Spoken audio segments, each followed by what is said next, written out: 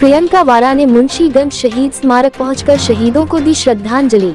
पत्रकारों से बात कर मोदी सरकार बोला हमला, कहा महिला सुरक्षा की बात सिर्फ जुमला। देश का गौरव बढ़ाने वाली बेटी के आरोपी के बेटे को बीजेपी ने दिया टिकट।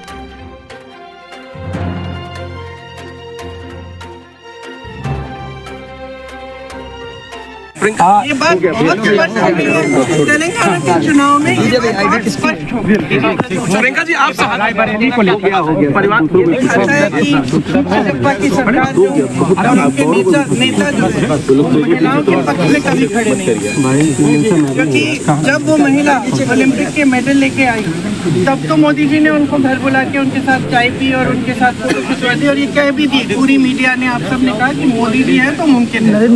जब उसी महिला ने बाहर बैठ के आंदोलन किया, सड़क पे बैठ के, जब उसी महिला ने कहा कि मेरे साथ अत्याचार हुआ है, तो किसी ने उसको पूछा तक नहीं। वो रो रही थी जब मेरे से मिली, उसने मुझे कहा कि मुझे मेडल मिला।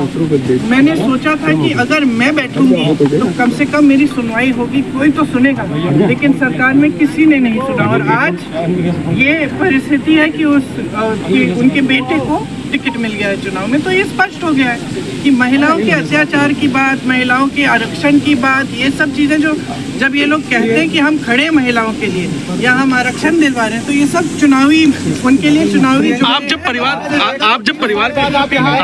के शहादत की बात करते हैं तो बीजेपी कहती है कि आप शहादत के नाम पर वोट मांग रही है। परिवार के 3 साल बीजेपी कहती है कि आप परिवार के शहादत के नाम पर वोट मांग रही लोगों के, आपके परिवार में जिस तरीके से जो शहादत हुई। बीजेपी चाहती है कि मैं अपने परिवार के बारे में चुप हूँ या शर्मिंदा हो जाऊँ। क्यों शर्मिंदा होंगी मैं अपने परिवार के बारे में? गर्व है मुझे अपने परिवार पे, गर्व है मुझे इंदिरा जी पे, जिन्होंने इस देश के लिए इतना कुछ किया, जिन्होंने पाकिस्तान को तोड़कर बांग्लादेश बनाया।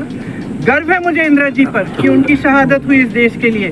राजीव जी के ऊपर गर्व है मुझे कि उनकी शहादत हुई। क्यों नहीं बोलूंगी? मैं क्या चुप रहूं और इनको गालियां देने दूं? और ये सुबह से शाम तक सिर्फ ये कहते हैं कि इंदिरा जी जैसी शहीद, राजीव जी जैसे शहीद देशद्रोही थे। मैं चुप रहूं? कैसे चुप रहूंगी? मेरी दादी थी, मेरे पिताजी थे, क्यों चुप रहूं? प्रियंका जी, 103 साल पहले नेहरू जी यहाँ आए थे, सैकड़ों किसानों की शहादत हुई थी। 103 साल पुराना रिश्ता हो गया है। आज आप कैसे देखती हैं 100 साल के रिश्ते?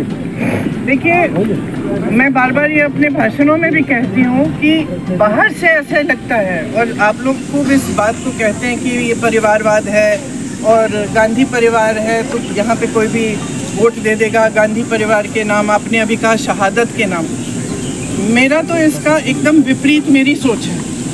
यहाँ पे जब आंदोलन हुआ, जब यहाँ के किसान 103 साल पहले खड़े हो गए एक इतने बड़े और सक्षम और सत्तावान साम्राज्य के खिलाफ,